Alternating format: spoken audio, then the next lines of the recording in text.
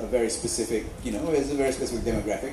But I've also been lucky in that my writing has always, at least my writing journey started out writing for international audiences. And my first job out of uni was, the main job that I still do, which is writing about cricket for ESPN. But also in other journalism and other reporting work, my writing has mostly been about writing about Sri Lanka for an international audience, and obviously English is the language with which you do that. And that sort of shaped me as a writer in a sense, in that most of the reporting that I do, all of the interviews that I do, or most of the interviews that I do, would be in Sinhala. So you're translating from Sinhala into English, and you're telling Sri Lankan stories in a way that feels, or I try to tell Sri Lankan stories in a way that feels authentic and real to any Sri Lankans who might read it, and authentic even to the person that I'm interviewing, and telling their story as fully, with as many cultural nuances, with as very, and sometimes as many linguistic nuances as I can.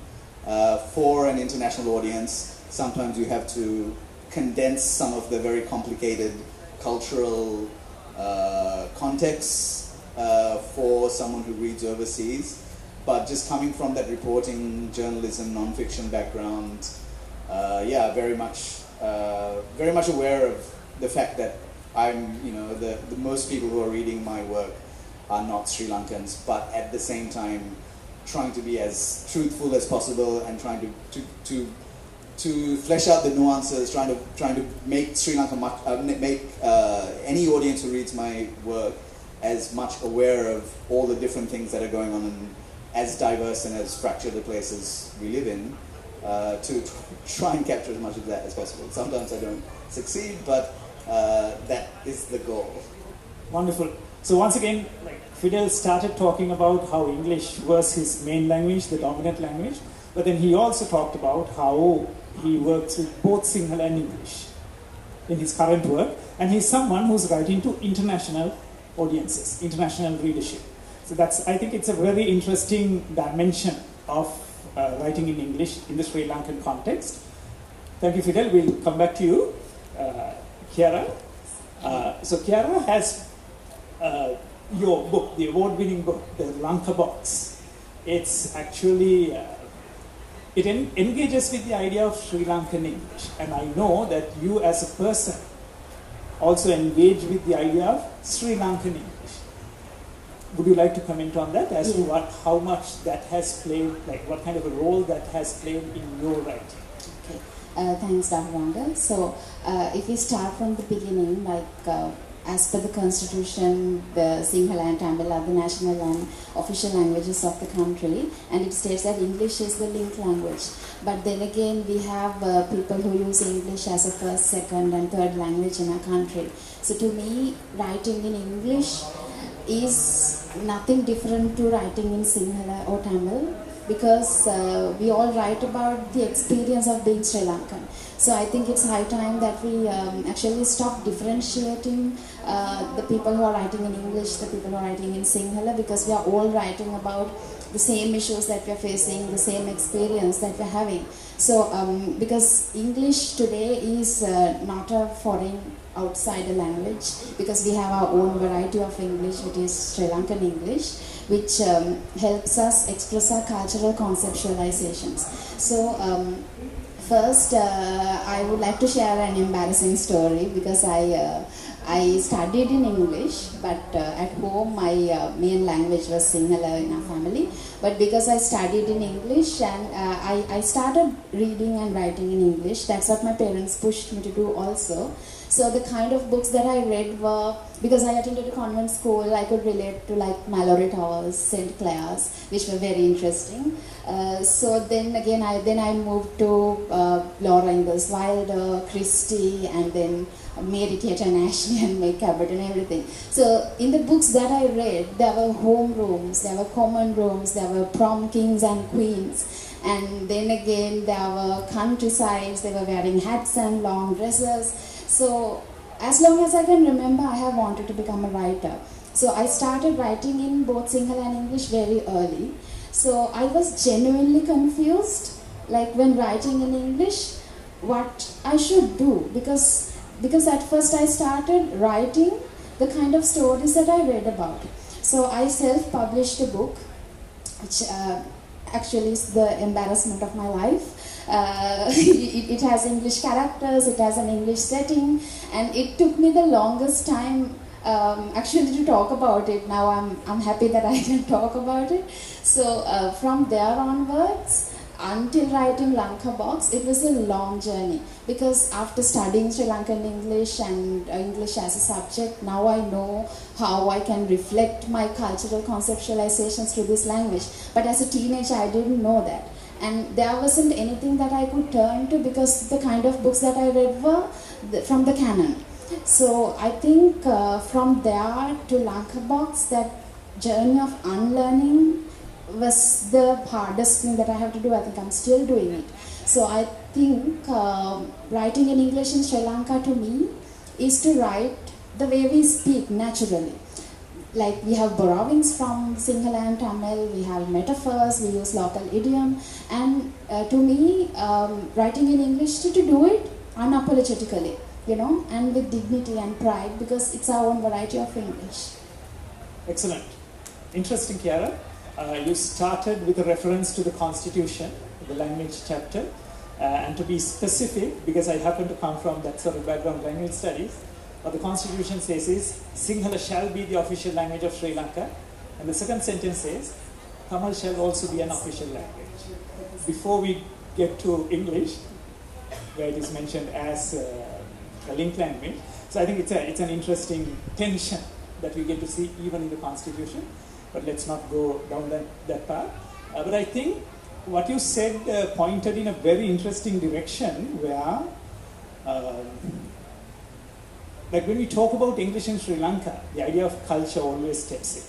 Right? You can't really separate the idea of culture from the language. There's a certain tension that we all have to deal with when writing in English, and I think that is a defining aspect. Not to generalize, but in most of the cases, that is a defining aspect of writing in English. Wonderful. Let me turn to Vihanga. Once again, Vihanga, my question would be, how do you position yourself as a writer in English in the Sri Lankan context? So in my case, I think I would say writing started a bit late in life, comparatively.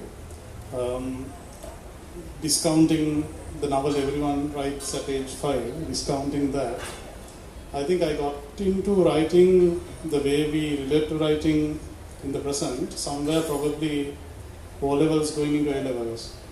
And then again, I think A-levels was a very instrumental time where I kind of found the bearings as a writer.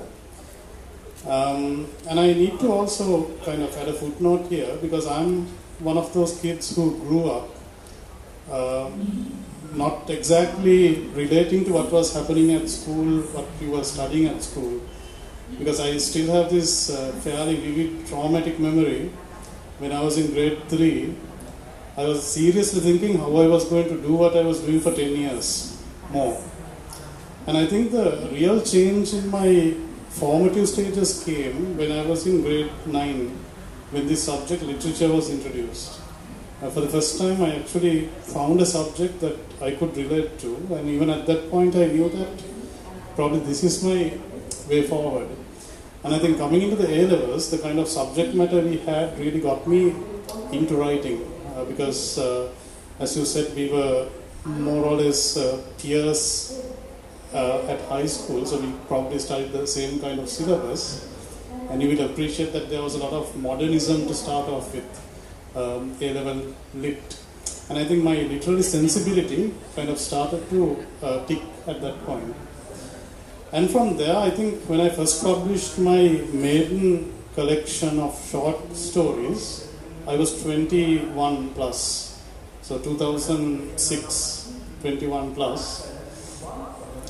So to relate this yarn to your question, I think when I positioned myself as a writer, I think writing was also for me about trying to make sense of what I was doing, what I've been pumped with from a young age, and also a way of finding expression in a crucial stage of my life, mid-teens to late teens.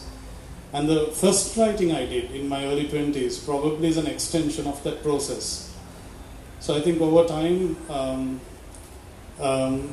for my purposes mainly, I have like broken down my writing career into 3 parts. And of course, like, there's a lot of philosophy engaged with that process, which I will not bring onto this stage. So I think, so I'm still referring to this first period. It was a lot about coming to terms with my self-identity. So I don't think it ever crossed my mind the medium, because I've done writing in Sinhala, but I'm not published in Sinhala. So it was always there. But I think for some reason, something I wasn't conscious of, something I didn't really think about, English happened to be the stream that took me forward. Interesting. Interesting story once again from Vihanga.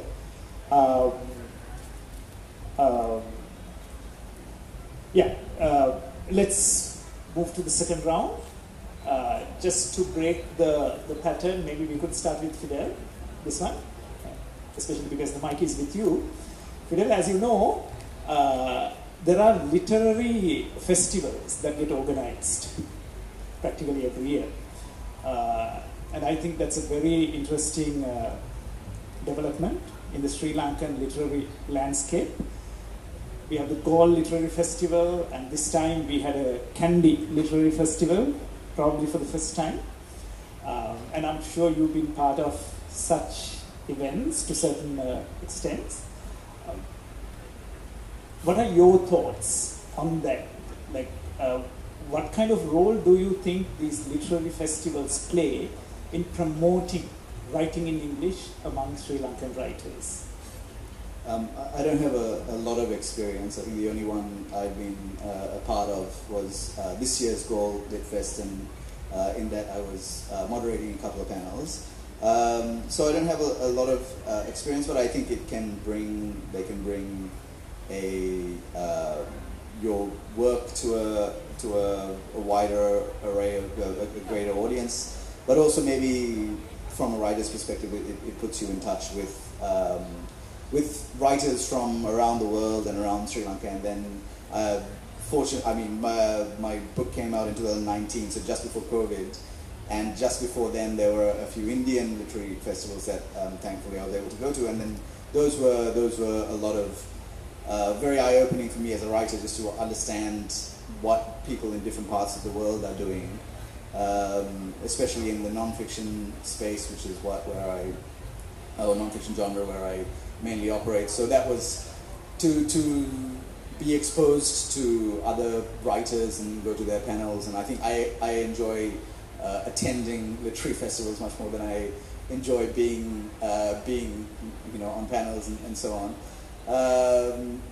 So yeah, I think that's it. But I also just wanted to kind of run off something that Chiara said about Sri Lankan English and just its very specific character. And I always enjoy when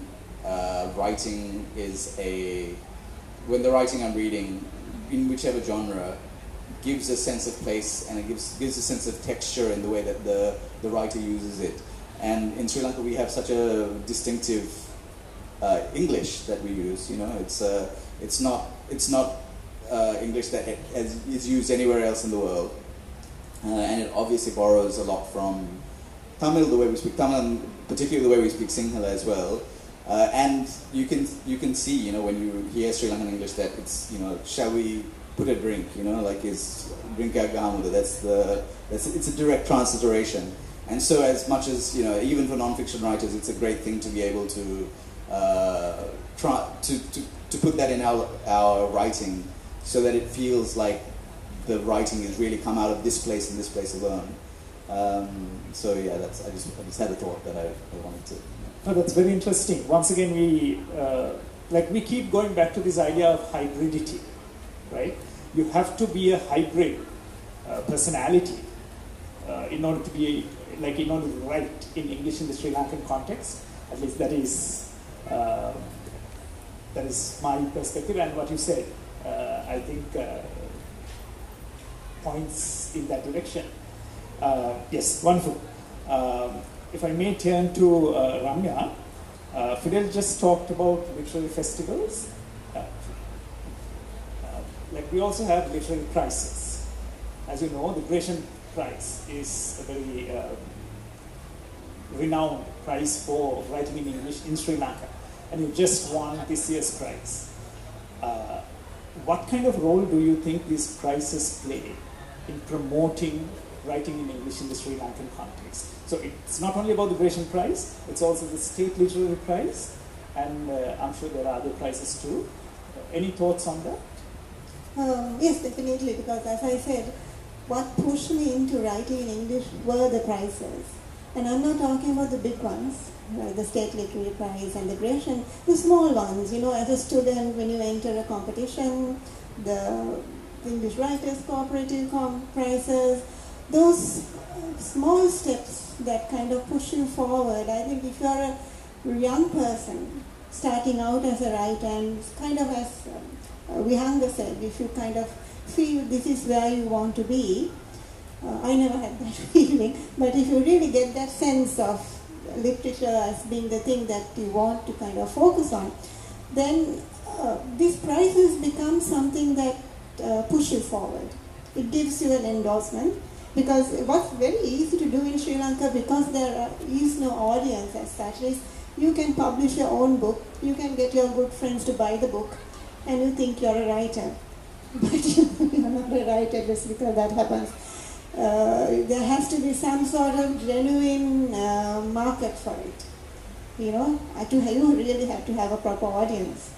I mean, you can write for yourself, that's a different thing, but if you consider yourself a writer, then it has to be endorsed in some way, in an unbiased kind of transaction, you know. And prizes, to a small extent, I think, play that role, the smaller ones, because by the time you get to the bigger prizes, I think you're probably more experienced, and anyway you're on track. The small ones really are crucial, I think, for young writers as well. The small prizes are crucial for young writers. Good. Chiara, if I may turn to you. As someone who writes in English, I'm sure you see the importance of the opportunities to get your work edited and published, right? That is not always within your control. These are services that need to be available in the broader context. And at an international level, as we know, editing and publishing is its own sort of trade. Which is a big thing in the international arena. But within the Sri Lankan English, obviously, we're talking about limited opportunities. But I would like to hear from you, like, what are your thoughts on that? Are you satisfied with the opportunities available in the Sri Lankan context to get your work edited and published? Honestly, actually, I that is something I'm personally facing. We don't have a lot of options for editing services in the country. Like for instance, like if I may share an example, like it's not a collection of short stories, even if it's just a single story. So I submit my stories to international journals. Then so what I do is I don't give it to an editor before I submit. I just write, I just edit, rounds and rounds of editing by myself, and then I submit. And in the journal, so you have to wait for a really long time to get accepted, and you know, it's a long process. So in the end, when it gets selected, they assign an editor to you who is mostly Western when it comes to Western journals. So I find it really difficult negotiating with them, expressing my cultural expressions, like how do you say Mallung in English? But I want to put Mallung in my story. So now there are issues like that. Then also, like when you say, when you use Sri Lankan English expressions authentically, when you say, when you take a word like shape, we say like shape, okay. So things like that might not sound the same way to them as they do to us. So this negotiation I find very difficult because my work has not gone through a editing process locally. So I think if we had better services who understand our culture, who would help us contextualize our expressions in a way somebody who is not familiar with our context would understand, it would be intelligible, still would carry our identity, I think that would be really good. That's very interesting. And if I may turn to Fidel, especially because you are writing to international readership, has this been an issue at all? I think sometimes you have to explain to the editor what exactly it means and take into the context, and then sometimes you have to put a couple of lines in your story, put a couple of lines in your whatever you're writing that gives the reader as well, that catches the reader up a little bit. One great way to do that is to use humor, and if you're explaining to someone and they're laughing or they're smiling while the explanation is happening, it feels like you're putting you're giving them the spoonful of sugar with the medicine kind of thing. So I've always been drawn to humorous and comic writing. In fact, that was the first impulse that drove me into writing, probably, was to be perceived as funny. And so that is a nice way to do it. But yeah, I completely understand. And one other kind of thing that I just, while Kiara was talking, that occurred to me was that, even, Sri Lanka's now got a Booker Prize winner in Shehan.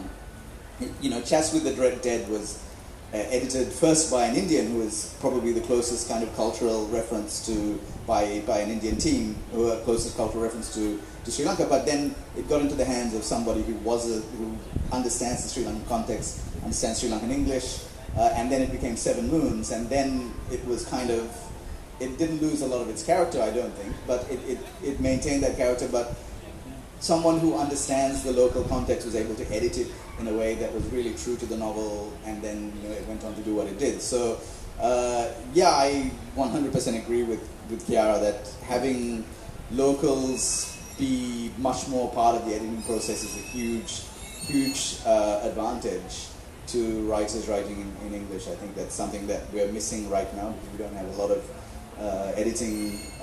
There's no, the industry is just not set up for your work to be edited in Sri Lanka as much. But I do think that if you're looking at something that takes Sri Lankan writing to the next level, the easiest way is to build some kind of editing in Sri Lanka. Excellent. It's very interesting that we keep going back to the idea of culture every time we talk about the idea of Sri Lankan English, writing in English. So I think that is something as writers that we need to keep in mind. It's not just using the language and just presenting an idea. There's a whole lot of negotiating that you have to do at the level of culture. Great. Vihanga, we are talking about writing to a completely new generation these days. We're talking about Gen Z. We're also talking about the Alpha generation. As we know, they're very close to technology. They spend most of their time on social media. How do you think this has affected their their reading pattern? Because when the reading pattern is affected, that is something that has a bearing on us as writers. Have you given any thought to this? What are your observations? No, I think it's a kind of a transition we are still midstream in. So to kind of get a good hold of the transition or to read it better, my personal feeling is we have to kind of let the ball play for a while to see where it's going. But I think since COVID hit and since we've come out of COVID, the transition is becoming more and more pronounced and palpable. And I think parallel to this, we have new media appearing, new forms of expression appearing, and there are, generationally speaking and otherwise, I'm not trying to limit to a generational definition, but there are different people finding their ground in these new emergent mediums.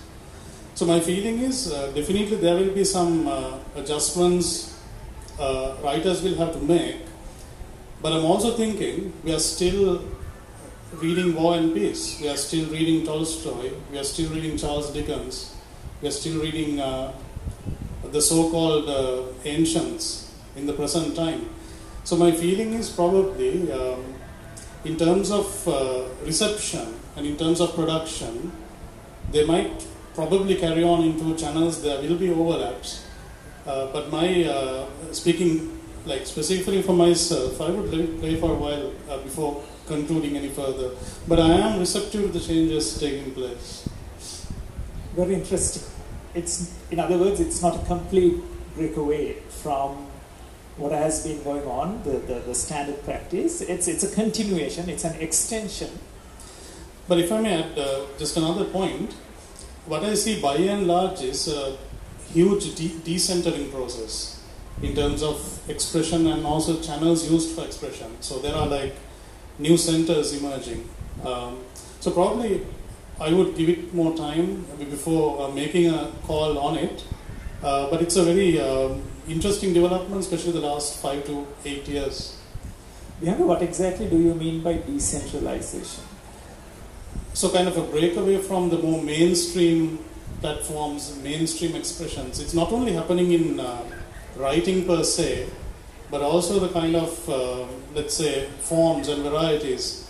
Now, to give one example, let's say, so Sri Lanka sometimes forms come a bit late. So things like performance poetry, spoken word poetry, it's having a lot of more traction than, say, 10 years ago. So this is just a convenient example. So to kind of make a call on what kind of impact this will happen on production and the kind of the meeting of the audience and the producer, the creator, I'll wait a bit more and see. Okay, I think this is a good place to enter the third round of the conversation, which is the opportunities, the options that we can create, that can be created for writing in English in the future. And also, along with these opportunities come a new set of challenges too. That's how change happens all the time. So as writers who have been writing in English in the Sri Lankan context for some time, what new opportunities would you like to see being created for writers in English in Sri Lanka? Is there anything we can do as for maybe collectives like the Liberation Trust, the government, maybe the Cultural Ministry?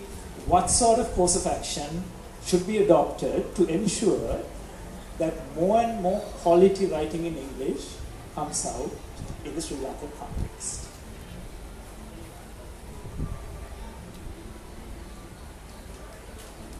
I think I'll answer that sort of picking up from where Vihanga left off, because yes, the media might change. So the book form might change and we might go into Insta poetry or whatever. But I also know quite a few Gen Zs or whatever you call them, and the desire for the story has not died. From the time, I think, that desire that we saw when people, human beings, sat around a fire in the night when they were cave people listening to a story, to a Gen Z wanting a story, that need has not changed. The media might change, and so that is probably where we might need to adapt ourselves, especially publishers and writers. But what is going to be more and more important is the fact that the story gets out in whatever form that's available for it to travel out, I think. And if you take it in that form, I think with these new technologies, I think there's a huge sort of opportunity for people to write in any language, because if you look at something like AI as a tool, and then you have a story that you want to say, and you only know how to say it in one language, but you have the story, you can formulate it in that language, and then you can use tools like AI to kind of translate it with that tool into any language. So I think the future is very exciting in that sense because we are still at the start of AI.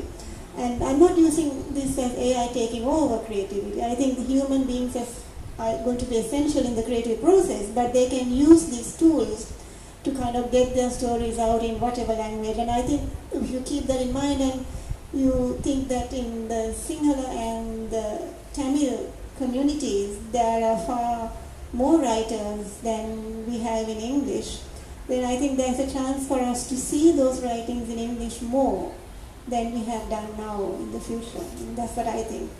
Okay, wonderful. Ramya brought up the idea of AI, which I think is an entirely different can of worms, because AI is being talked about from different points of view.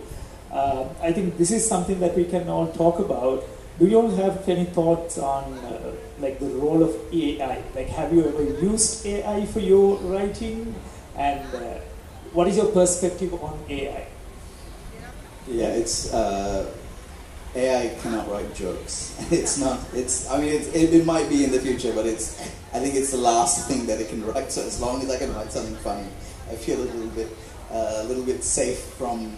But I really agree with what Ramya was saying about translation, and I mean that AI translation question is really interesting because we have a lot of diaspora writers, out of Sri Lanka. We have a lot of writers writing in English, but what we don't have is, a lot of translations happening in all three directions, between the three languages.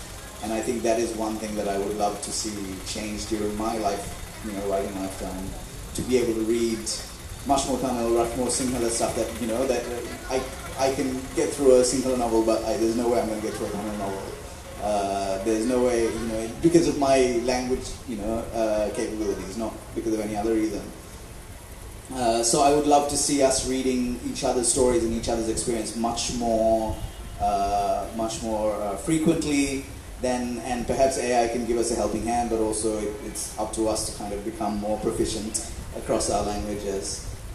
That's something I would, because you saw that in Indian writing, when there was a period where Indian writing in English was popular in the West because it was largely written by diaspora Indians. And yes, those were really valuable perspectives, but when Indian writing became its own thing, and suddenly you started getting Kannada writers and Tamil writers and Hindi writers being translated into English, and how wonderful and different and how incredible the identity of those novels were, and how different they were from the diaspora writers that you were used to reading, that added an entirely new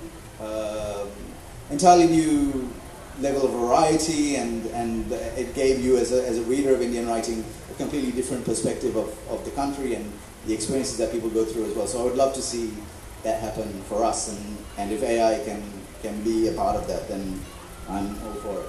Okay, super. Chiara, related to what Andrew said, would you trust AI with the task of translating Lanka box into a different language? No, because now AI wouldn't know much about my Snoopy neighbor like I do. So, who has inspired a lot of characters in my book. So I think what I like about stories is the personal touch.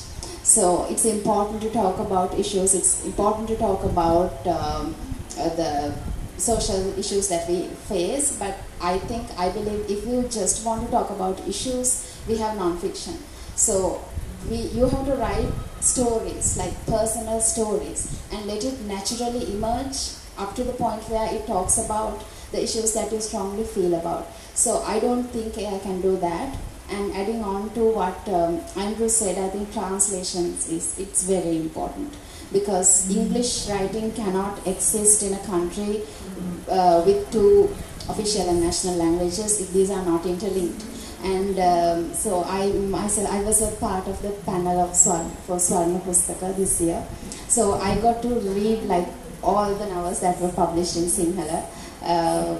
So that experience of that cross-sectional idea of everything that was published in Sinhala, in the genre of novels, that gave me so much perspective into the like the idea of being Sri Lankan. So I think so if we, since everybody can't do that, especially given the time constraints, if we can actually pick certain books and translate it into all 3 languages, and maybe the Department of Cultural Affairs, the Ministry of Culture can intervene, because when we take countries like China, India, they have national programs that translate their books into internal languages as well as international languages. So I think it is very important at this point. Wonderful. Yeah, so when I said I'll let it play for a while, so partly I had this, the kind of inroads AI had made and how it's changed expression in mind when I said that. Because what I believe is very often, we have seen this throughout history, technology always provides the antidote too, as it goes along.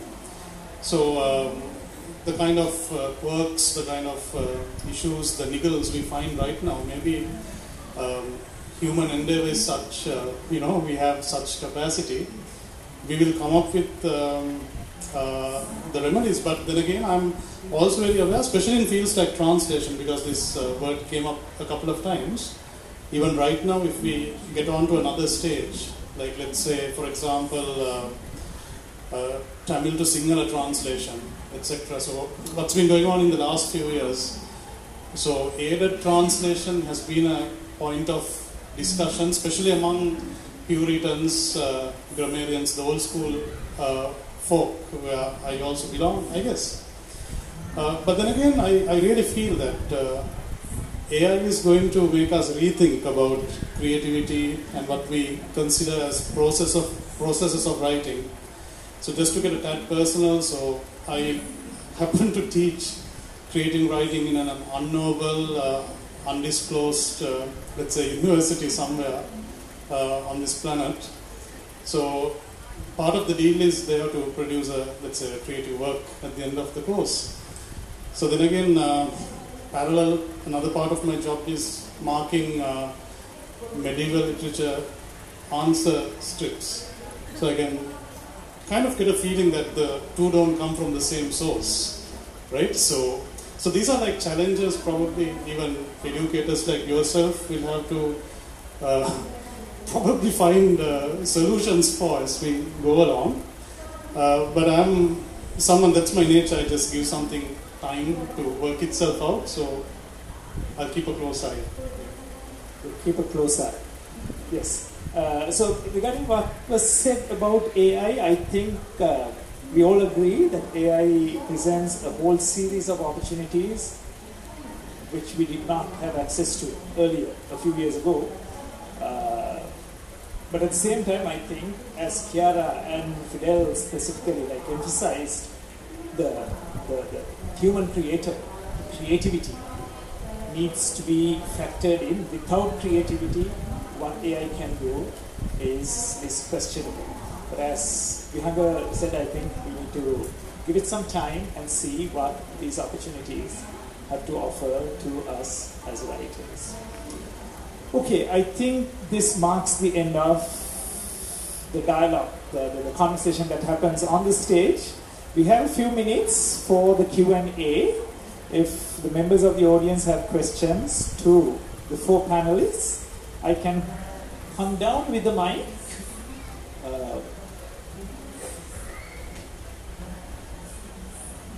Anyone with questions? Yes. Chiara, you mentioned this very interesting thing, how the international publishers do not accept the Sinhala literature. Like you talk about Lallung and you know the meaning of it, and they find it very difficult to understand. All that.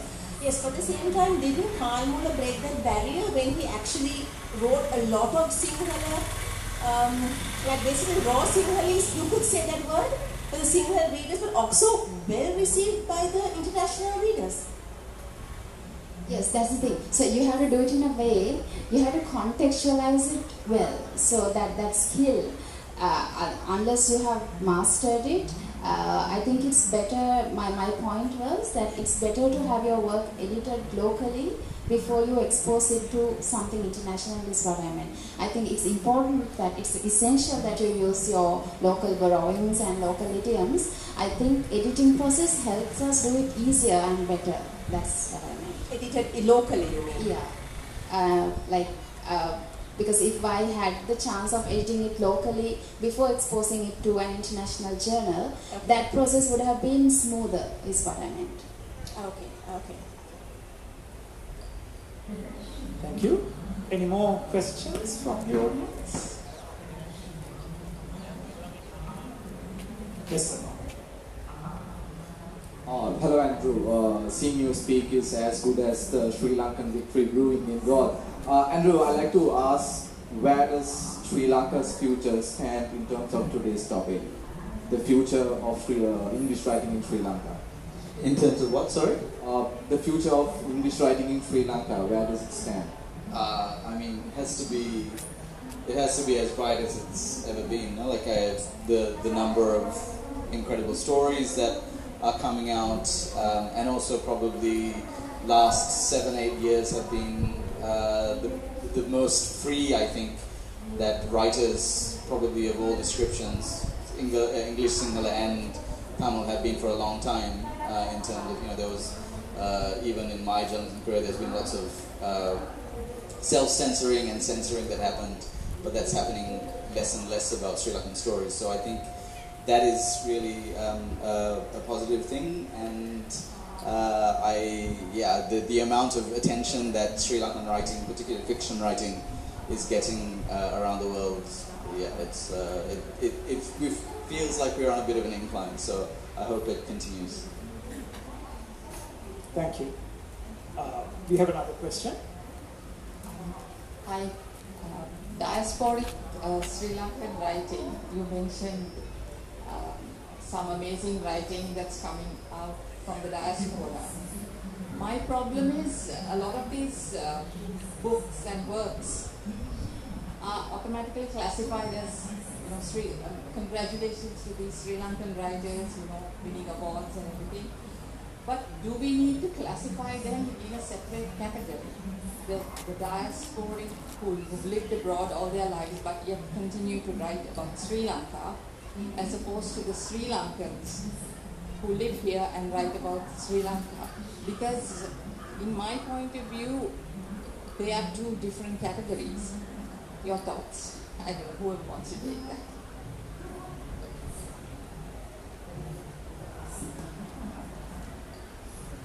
So I don't want to talk about the divisions between diaspora and writing from here. But what I can mention is, I would like to mention is something similar to what Chiara has been touching on. Writing and getting something published from Sri Lanka in the outside world is a huge challenge for you if you're here.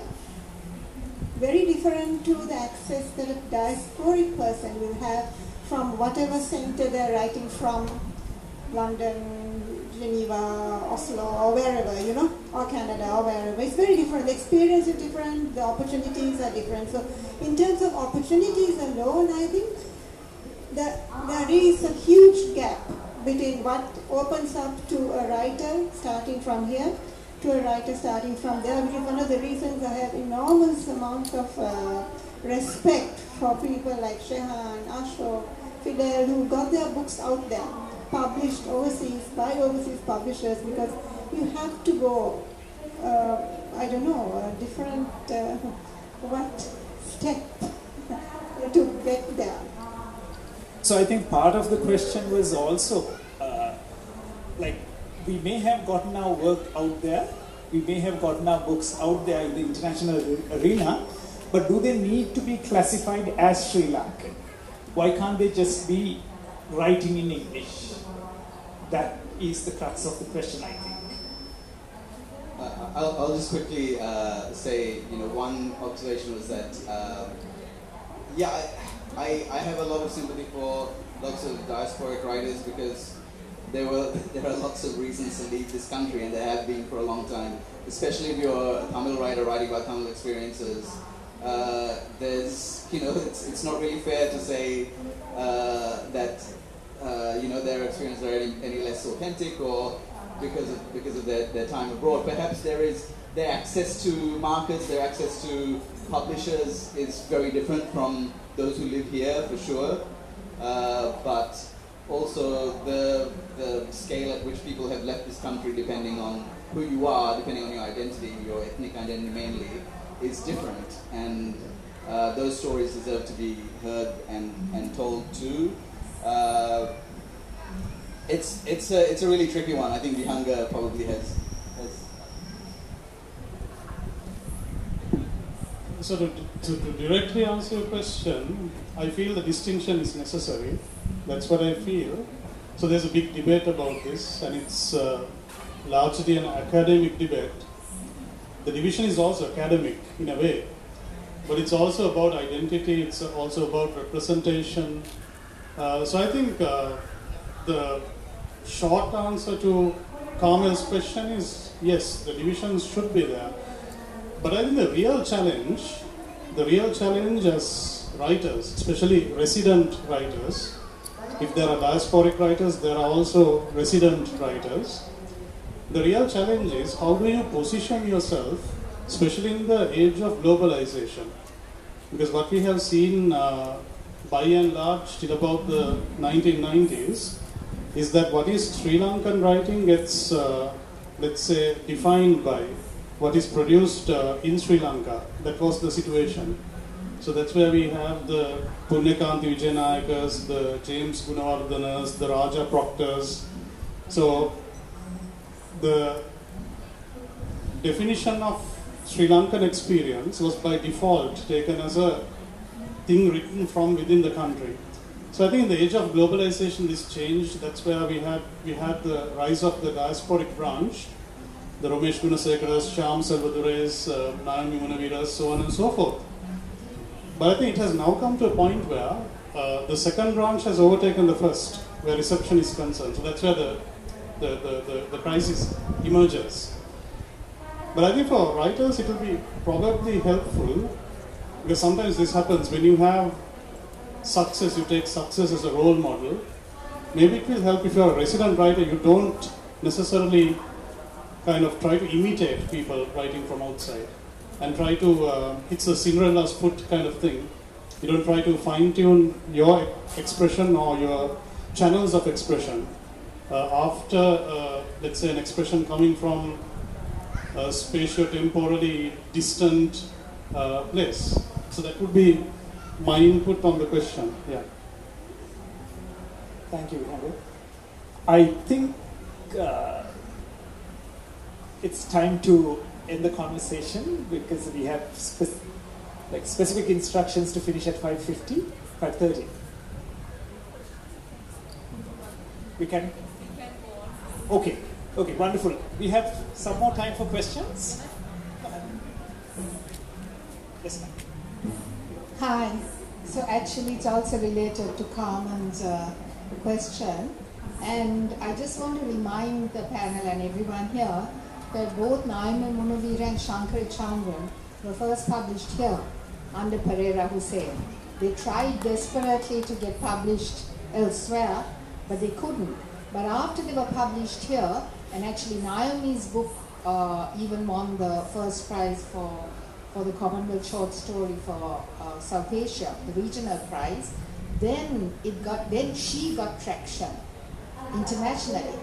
Shankari's book actually, surprisingly, Song of the Sangha, did not do well in Sri Lanka.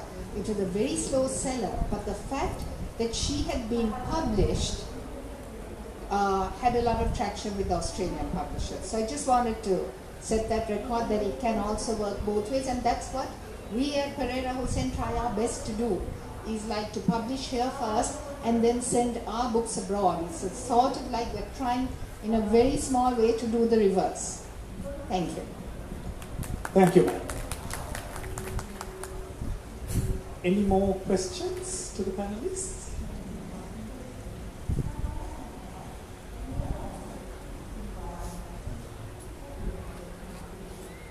Or it could even be comments on what the panelists presented. talked about.